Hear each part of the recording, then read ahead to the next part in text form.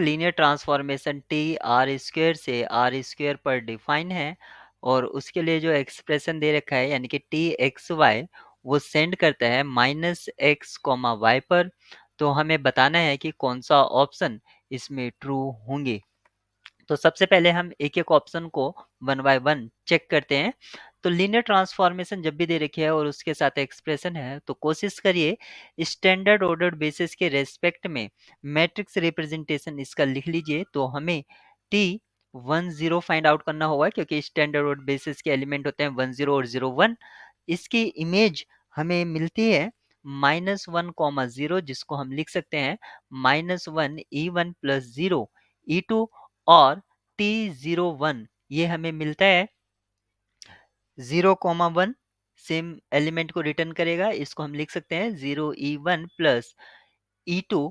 अगर मैं यहाँ से मैट्रिक्स रिप्रेजेंटेशन अगर लिखता हूँ तो वो होगा -1, 0, 0, 1। इस तरह से हमें ये मिला मैट्रिक्स रिप्रेजेंटेशन ऑफ टी का with standard order basis. Call कर दो उसको बीटा। अब यहाँ से हमें यहाँ पर बताया गया है कि ऑप्शन ए में कि T raise to the power 2k T raise to the power 2k और ऑप्शन बी में कहा गया है T raise to the power 2k + 1।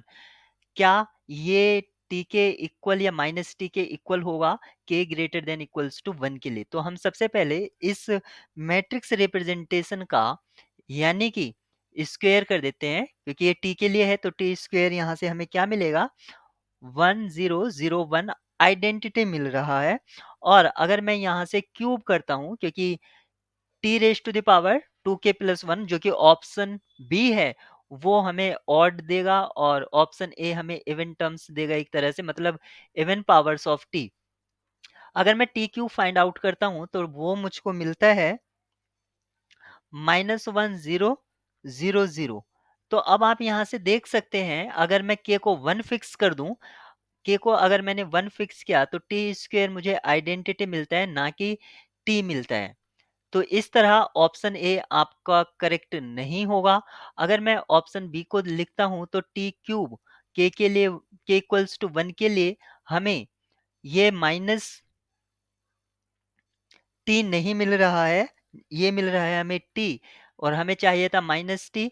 तो इस तरह ऑप्शन बी भी आपका रोंग हो जाता है।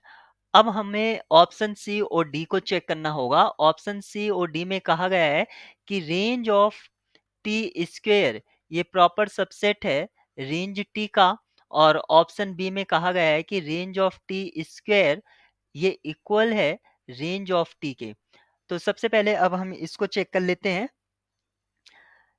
यहाँ पर हमें इतना तो पता ही है कि जो टी मैट्रिक्स रिप्रेजेंटेशन हमने लिखा है उसका डिटर्मिनेंट आपका -1 है यानी कि नॉन जीरो है। अगर डिटर्मिनेंट -1 है तो ये इन्वर्टिबल होगा यानी कि 1 1 ऑन 2 होगा।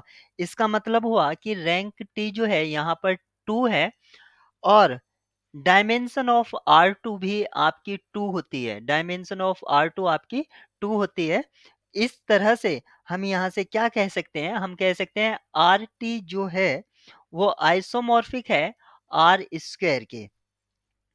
यहाँ पर हम इसको इक्वेशन 1 बोल देते हैं और यहाँ से टी स्क्वायर जो है वो आइडेंटिटी के इक्वल था। ये हमने यहाँ पर देखा था टी स्क्वायर आइडेंटिटी के इक्वल है। इसका मतलब है कि रैंक इसकी भी रैंक ऑफ टी स्क्वायर यहाँ पर भी 2 होगी और ये same dimension of R square के बराबर है।